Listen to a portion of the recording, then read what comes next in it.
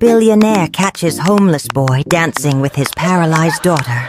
A barefoot, hungry boy slipped through the gates of a mansion and saw the billionaire's daughter sitting in silence, her face clouded with sadness. Then he did something no one expected. He began to dance, not for money, not for food, but simply to make her smile. What happened next would change all of their lives forever. Richard Lawson was one of the wealthiest men in the city. His empire spanned oil, real estate, and shipping, earning him the nickname, the Golden Touch, because everything he invested in turned to success. Yet behind the high walls of his Banana Island mansion, his greatest struggle was not business. It was the silence of a daughter whose laughter he longed to hear again. His only daughter, Amanda, once a bright, lively 8-year-old, had been left paralyzed after the tragic car accident that also claimed the life of his beloved wife, Elizabeth. Once, her laughter rang through the house like music. Once, she ran through the gardens chasing butterflies. But now, she sat quietly in her wheelchair, staring out the window. Her spirit dimmed. At first, Richard tried to fight it with his wealth. He flew her to India for surgery, to Germany for therapy, to the US for advanced treatment. Every attempt ended in the same crushing disappointment. Amanda's smile faded. Her laughter disappeared. She rarely left her room except when her nanny rolled her into the garden. Richard, though proud and cold before the world, felt his heart breaking each day. He saw her staring blankly into the distance. But one hot afternoon, something unexpected happened. Amanda sat quietly in the garden, her eyes fixed on the gate beyond, lost in thought. She noticed movement in the corner of her eye. A boy, barefoot and ragged, slipped quietly through a small space by the hedge. His shirt was torn, his shorts too big for his thin frame. His hair was messy, his knees bruised from life on the streets. But when he looked at Amanda, his eyes sparkled with mischief. Then, without a word, he began to dance. Not a professional dance, not the kind you saw in videos or on TV. His steps were exaggerated and funny. His arms swung like a clown's, his body twisting and spinning in ways that made him look ridiculous. At first, Amanda just blinked. Then a small giggle escaped her lips. The boy made his eyes wide and pretended to slip, catching himself dramatically. Amanda clapped her hands, and then, like a miracle, she laughed. It wasn't a polite laugh or a forced giggle. It was pure, unrestrained laughter that echoed across the compound. The boy grinned and danced harder, spinning, hopping, rolling on the grass like a performer on stage. Amanda's laughter grew louder. His name was Cola. At least, that's the name he gave when people asked. Nobody knew his full story because he rarely spoke about it. What people in the neighborhood did know was that Cola had no home. Some nights he slept under the bridge near the bus park. Other nights he found corners of unfinished buildings where he could hide. He had no parents anyone had seen, no siblings, and no bed except the hard concrete floor. Cola had one thing that kept him alive, his joy. When hunger was strong and sleep would not come, he danced. When drivers shouted at him for begging at the traffic lights, he danced. He danced for strangers on the street, and sometimes they gave him a few coins. Dancing made him feel alive. It gave him joy, even in his suffering. His movements were his voice, his shield, his way of escaping the pain of being unwanted. That afternoon, Cola was wandering past the millionaire's mansion. He peered through a small hole in the gate and saw Amanda sitting quietly nearby. Her small face rested on the arm of her wheelchair, her eyes fixed sadly on the ground. Something moved inside Cola. He thought, I know what sadness feels like. But if I dance for her, maybe I can make her smile. Maybe, just maybe, I can chase her sadness away. So Cola slipped quietly through the hedge and stepped into the garden. He began to dance, pulling silly faces and twisting his body in ridiculous, exaggerated moves. When Amanda laughed, it felt to him like a victory greater than finding food after a long day of hunger. Her laughter made his heart race. He danced harder, wilder, each clap and giggle from her giving him new energy. In those precious minutes, Cola forgot that he was barefoot, hungry, and without a home. He wasn't a beggar or a boy from the street. He was simply a child, bringing joy to another child. What Cola did not realize was that he wasn't only making Amanda laugh, he was changing her life, and his own, forever. Inside the mansion, Richard Lawson heard it. He froze. He hadn't heard that sound in months. He rushed to the balcony, expecting to see a miracle. And in a way, he did. His daughter was laughing, clapping, her eyes alive again. And the source of her joy was not medicine, not therapy, not money. It was a homeless boy, dancing barefoot in his compound. From the balcony, Richard Lawson's first reaction was anger. How had this ragged street boy entered his compound? Where were the guards? What if he was dangerous? Richard's fists clenched. He almost called out, ready to send the boy away immediately. But then he saw Amanda. Her cheeks were flushed with excitement. Her arms were moving, clapping with strength he hadn't seen in months. Her back, usually slouched, was upright, and her laughter, loud, uncontrolled, full of life, filled the air. Richard froze in his tracks. For months, he had spent millions chasing doctors and treatments, only to watch his daughter sink deeper into despair. Now, in less than 10 minutes, this barefoot boy had brought her back to life. Richard didn't understand it. He didn't trust it. But he couldn't deny what he was seeing. He hid behind one of the marble pillars of the mansion, watching silently. His chest tightened, not with anger this time, but with something he had almost forgotten. Hope. As the boy danced and Amanda clapped, Richard realized something shocking. This street boy was doing for his daughter what all his wealth could not. Cola came back the next afternoon, the same way he came the first time. Quiet, quick, and hopeful. He didn't sneak because he wanted to steal. He came because he now carried a small mission in his heart. Make Amanda laugh again. He had slept behind a kiosk the night before, stomach rumbling. But he woke up with a smile. He had found something bigger than hunger.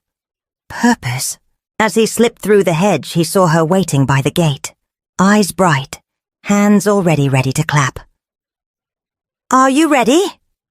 he asked, lifting his arms like a circus clown. Amanda giggled and nodded. Before he could start, Richard Lawson stepped out. For a second, Cola froze. He knew that look. Adult anger that comes before a beating or a boot on the road. He held his breath, prepared to run if he had to. Amanda's voice broke the tension. "Daddy, please don't send him away. Please." Richard studied the boy up close for the first time. The shirt was torn at the shoulder. The shorts hung on a waist too thin. The boy was barefoot with scars on his knees that told stories no child should have to tell. But his eyes were steady. Not arrogant, not weak, just steady. "What's your name?" Richard asked. "Cola," the boy replied. "Why did you come in here?" Cola swallowed. "I saw her. She looked sad the first day. I thought maybe if I danced, she would laugh. I didn't come to take anything, sir. I only came to give something small. I can leave after." The words were simple, but they sank into Richard like rain on dry earth. "Where do you stay?" Richard asked, softer now. "Anywhere," Cola said. "Bus park sometimes. I dance for small money. Sometimes I just dance for myself so hunger won't win." Amanda's eyes filled. "He makes me happy, Daddy." Richard glanced at his daughter. Her cheeks were glowing, her back straight. He noticed her toes shift. It might have been small, but it was a movement. Movement he hadn't seen in months. He took a breath. "Okay, you can stay. For today. In the open. Where I can see you. No misbehavior. Do you understand? Cola nodded quickly, relief washing over his face. He turned to Amanda with a grin. Showtime, he asked. She clapped, and just like that the garden became a stage again. 1 day turned into 3. 3 turned into a week. The guards were told not to stop the boy anymore. Let him in at 4 o'clock, Richard instructed. He leaves at 6. He eats before he goes. Cola arrived each day with new ideas. He danced like a spinning top. He told funny stories from the bus park. He acted out quarrels between Danfo drivers and their conductors. He made sound effects, fell dramatically, stood up grandly, bowed like a king, then crossed his eyes until Amanda's laughter shook her shoulders. But it wasn't just laughter. Something else was happening. Amanda's hands grew stronger from clapping. She started lifting her arms to copy Cola's moves. Her voice grew more confident. She told him, "Again! And no, do it like yesterday." She even tried to spin her wheelchair in small circles when he spun on the grass, and every small turn felt like victory. Richard watched all of this quietly. He noticed the little things. How Cola never asked for anything before performing. How he always checked Amanda's face before trying a joke. How he expected nothing but claps. Yet when food was offered, he ate gently, like someone who knew what it meant to eat once a day. In the evenings, after Cola left, Amanda spoke more than before. "Daddy, did you see the one where he pretended to be a police siren? Daddy, today I felt something in my toes. Daddy, can he come tomorrow?" The doctor examined her during a routine hospital visit and was surprised. "Her engagement is back," he said, looking at her closely. "This kind of motivation can spark recovery pathways we can't always explain. Whatever you're doing, keep it going. Keep it." That night, Richard stood alone in the garden, looking at the space where Cola danced. He felt something he hadn't felt in a long time. Gratitude that didn't come from a bank transfer. He whispered into the warm air, "Thank you, boy." And though no one was there to hear it, the garden seemed to agree. It happened on an ordinary afternoon, the kind of day when you don't expect miracles. The sun leaned low, the hedge threw soft shadows on the lawn, and a radio somewhere was playing an old highlife tune. Cola was mid-performance, doing his slow-motion dance, where he moved as if time had become thick and heavy. Amanda laughed so hard she forgot to hold her blanket in place. "Wait," she said, catching her breath. "Let me try something." She placed both hands on the armrests of her wheelchair. Her face tightened with effort.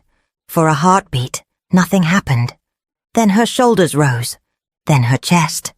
Then slowly, her hips lifted an inch, then 2. She held, trembling, for 3 long counts. 1, Cola whispered, eyes wide. 2, Richard counted, stepping forward without realizing it. 3, Amanda breathed, before sinking back into the chair, panting and smiling, eyes wet. Silence fell over the garden. It was not the old silence, the heavy one. It was a holy silence, the kind that comes after a prayer is answered in a way you did not expect. Cola broke it with a shout. "You did it! You did it!" He spun 3 times and dropped to his knees beside her. "Champion!" Richard knelt on the other side, his hands shaking. He touched his daughter's forehead lightly. "You are brave," he said. "I am so proud of you." Amanda reached for both of them. One small hand for her father, one for her friend. "I'm not scared anymore," she said. "When he dances, I feel like I can move. They didn't tell the world, not yet. They didn't post it or call the newspapers. They simply kept going. More laughter, more practice, more tiny movements that added up to something big. That night, Richard couldn't sleep. He walked the long hallways of his mansion, his footsteps echoing against the marble floors. He thought of his daughter, her bright eyes when Cola entered, her stronger voice when she called out for him. Then he thought of his pride, his image, his name. It was a battle inside his chest, between pride and love, between what the world expected and what his heart was telling him. By dawn, Richard realized something. Reputation couldn't heal his daughter. Money hadn't saved her laughter. But Cola, a boy with nothing, had given Amanda hope. For the first time, Richard admitted to himself, maybe wealth isn't the highest power. Maybe kindness is. One Saturday afternoon, Richard called Cola to sit with him in the garden. For the first time, the boy wasn't asked to dance. He was asked to talk. "Tell me about yourself," Richard said. Cola hesitated. Nobody ever asked about him. People only saw his dirty clothes and waved him off. But Richard's eyes were serious, almost gentle. "I don't know where I was born," Cola began softly. "My mother died when I was little. My father left. Some women at the market gave me food sometimes, but when I got older they stopped. So I stayed with other boys at the bus station.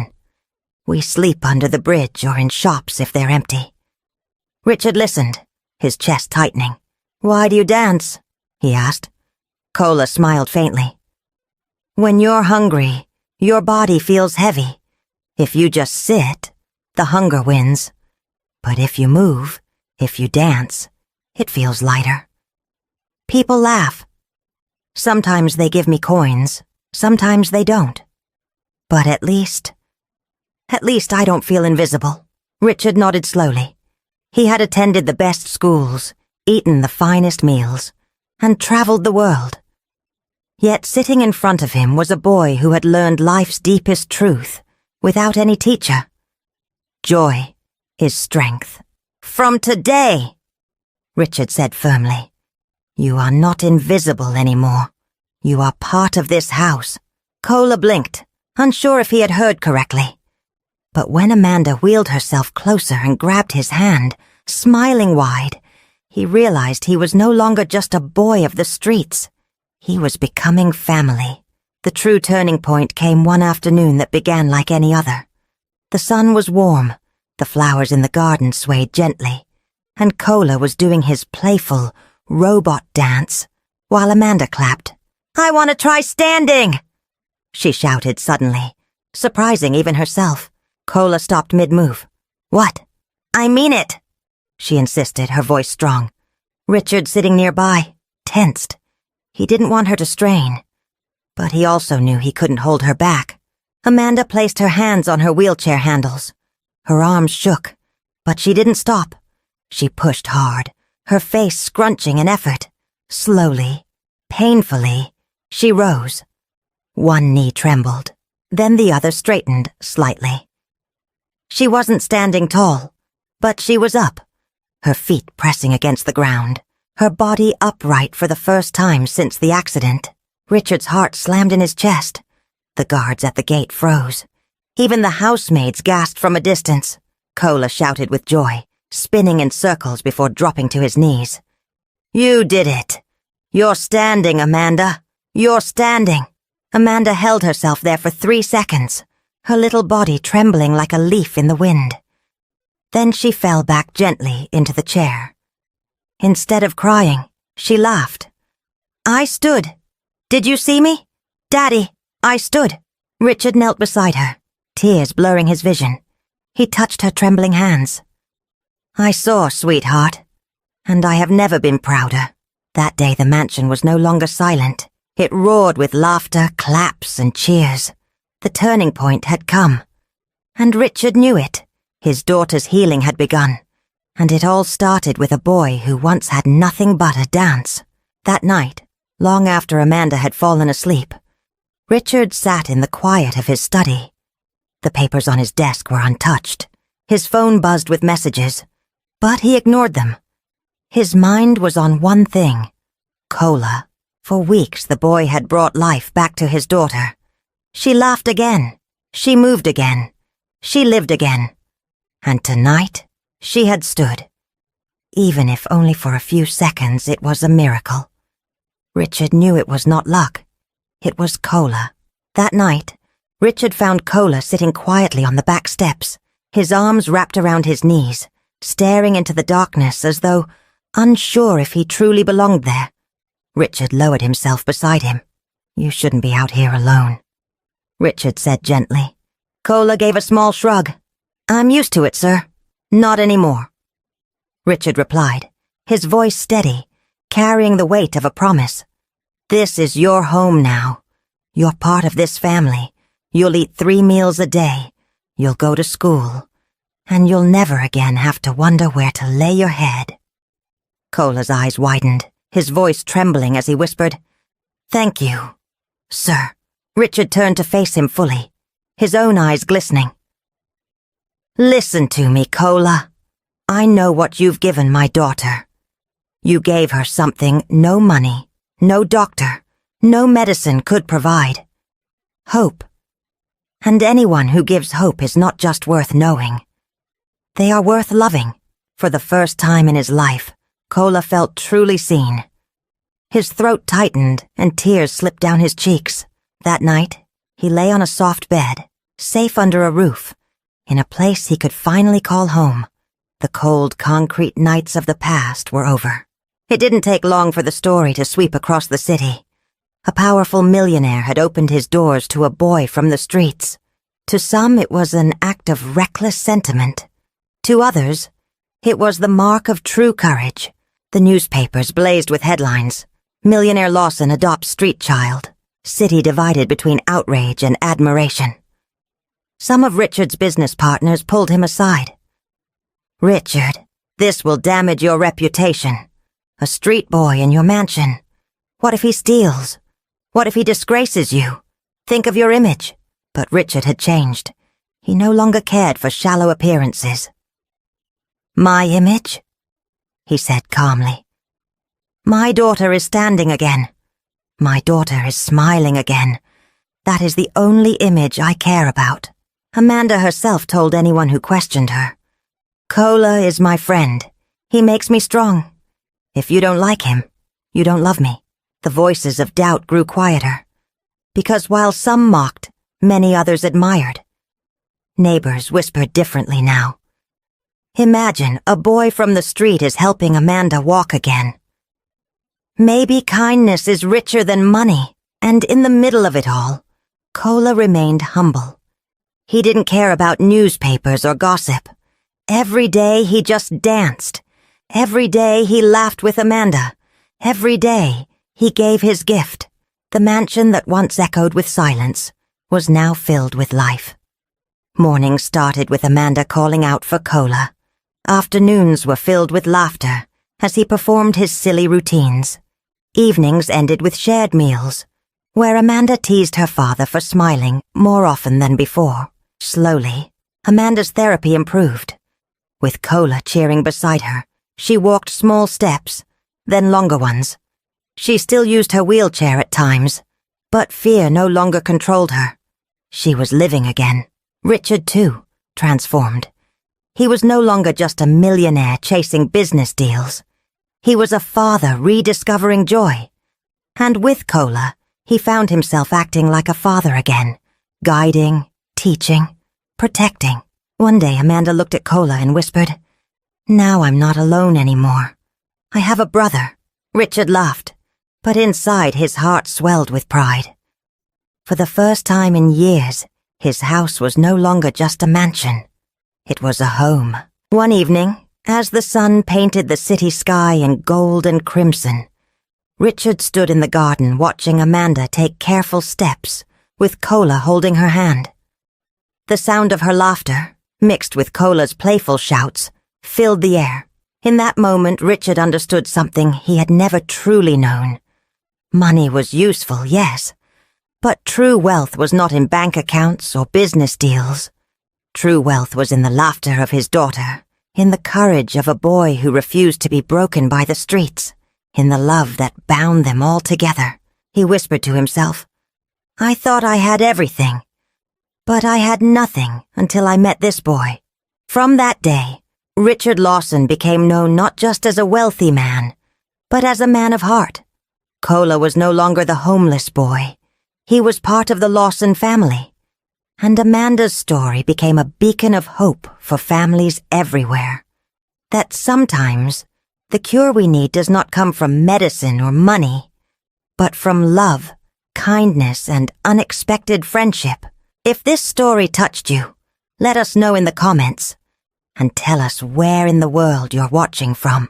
Don't forget to subscribe to Folktales by Olivia for more emotional, dramatic, and unforgettable stories.